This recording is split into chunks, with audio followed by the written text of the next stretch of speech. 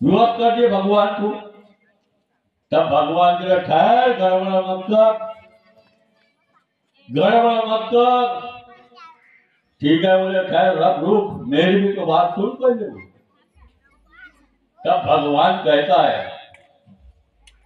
तब भगवान कहता है क्या, जो सेवक, जो सेवक तेरे 4 तत्व, तेरे 3 शब्द और तेरे 5 नियम, क्या बोले, जो सेवक तेरे 4 तत्व, तेरे 3 शब्द और तेरे 5 नियम का पालन करेगा, उसको दूंगा। बोले किसको दूंगा, बोले जो सेवक तेरे 4 तत्व, तेरे 3 शब्द और तेरे 5 नियम का पालन करेगा,